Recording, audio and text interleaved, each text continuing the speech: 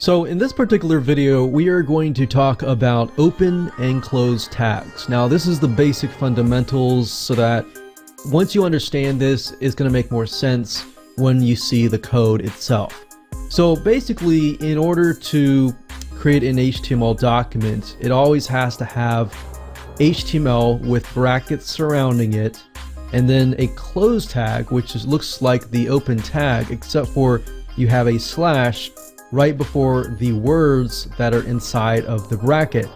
As long as you understand this is an open tag and this is a closed tag, then all the tags that you're going to see in the codes and the syntax and the language, they all have an open tag and a closed tag, with exception to the break tag. So I'll show you that in just a minute. Now, if we go over to Composer and we take a look at the source code here, you'll notice that the HTML tag here starts here, and then at the very end it closes up, right? And then of course the head tag has what we call an open tag right here. It opens it up, and then you have to close the head right here.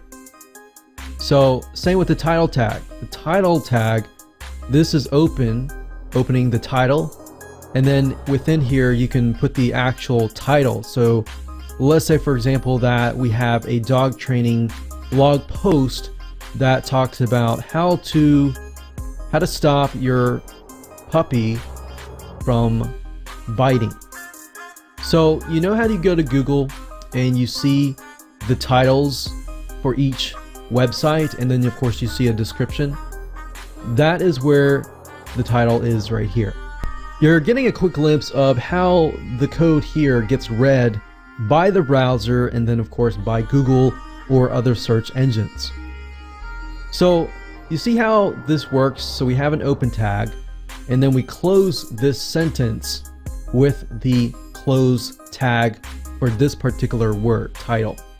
And then of course heading, you can see here, we close the heading, and then after you close the head, then you can start with the body. Now you see how the body starts here, and then the body closes here. So everything else that's actually inside of your landing page is going to be inside of the body. Now notice that the break tag does not have an open and close tag. The break tag can essentially stand alone. So you're going to have some words that are standalone, that don't need an open and close. But if we go to the normal view, and let's say, for example, that we want to center align a word, so we'll do word, we will center align that. Now if I go to source, you can see that a div tag is being used to center align that word, and the div tag gets closed. Now don't worry about the div tag or all these other tags. I'm trying to explain the concept that in most cases something has to be opened and closed, right? So you can have all sorts of words and then you close it down. Now if I go back to normal, and let's say I want to bold a word, and I go back to source, you can see that the style has been added for bold. Now you don't need to know this stuff. I'm just showing you this so that you understand that for most cases there's an open tag and a closed tag for the majority of cases. And then of course there are certain cases that are rare cases, like the break tag, which can stand alone. That does not need an open and closed tag. Essentially it is the same.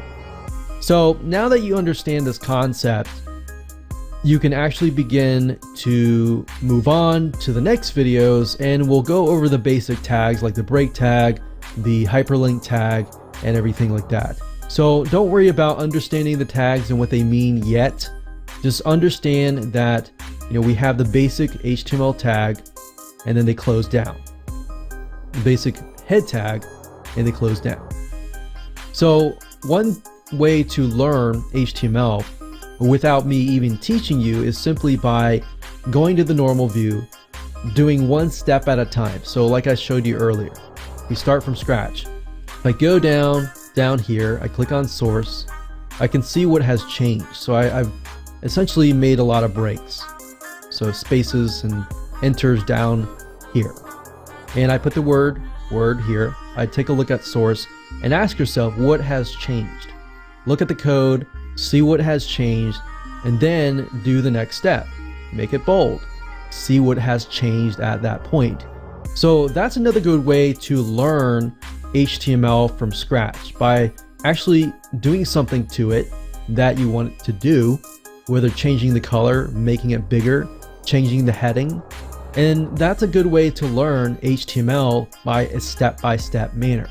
So with that said, I'm going to go to the next videos and we will show you exactly other tags that are very common that you are likely to face. See you there.